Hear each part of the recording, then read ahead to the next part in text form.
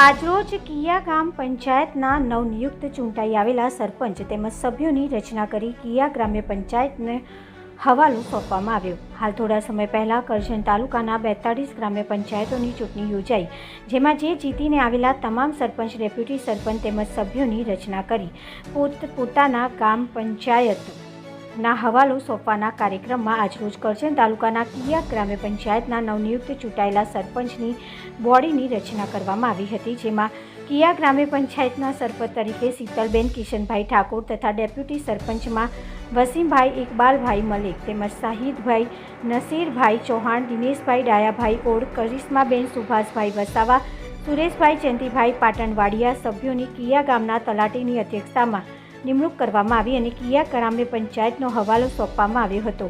કિયા ગ્રામજનોના નવનિયુક્ત ચૂંટાયેલા સરપંચ, ડેપ્યુટી સરપંચ તેમજ સભ્યોનું પુષ્પગુચ્છ આપી તમામ સભ્યોનું સ્વાગત કરવામાં આવ્યું હતું।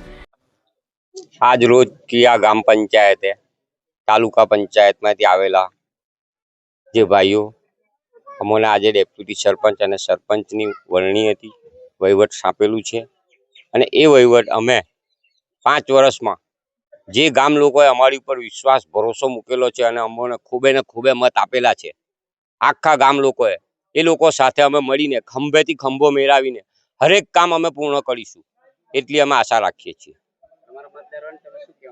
અમારા મતદારોએ જે અમારી ઉપર ભરોસો મૂક્યો છે, ભરોસા પર અમે પૂર્ણ ઉતરીશું। શહીદભાઈ નસીરભાઈ ચૌહાણ। આજરોજ તાલુકા પંચાયતમાંથી અધિકારી શ્રી અહીંયા પધારેલા કિયા ગામ પંચાયતમાં અમને ચાર્જ આજથી સાંપેલું છે 5 વર્ષ માટે અને અમે આગામી 5 વર્ષ ખૂબ વિકાસના કામો કરીશું। જે ગામ લોકોએ અમારી ઉપર જે ભરોસો કરેલો એ ભરોસા પર અમે ખરા ઉતરીશું। તમારા બોડીમાં કયા સભ્યો સરપંચ તરીકે, ડેપ્યુટી સરપંચ સભ્યો કેટલા? સરપંચ તરીકે પાટણવાડિયા શીતલબેન કિશનભાઈ ઠાકોર અને ડેપ્યુટી સરપંચ તરીકે હું બિનહરીફ આજ રોજ નિમાયો છું।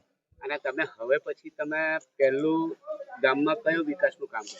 જે ગામ લોકોને અમે જે વાયદા કરેલા એ વાયદા ચોક્કસપણે પૂરા કરીશું। જેવા કે આરસીસી રોડ છે, પેવર બ્લોક છે, પ્રાથમિક શાળાનું કામ છે, સ્ટ્રીટ લાઇટનું કામ છે, પાણીની સમસ્યા છે, બધા કામ પૂરા કરીશું। શું નામ આપનું? હું ડેપ્યુટી સરપંચ વસીમ મલિક।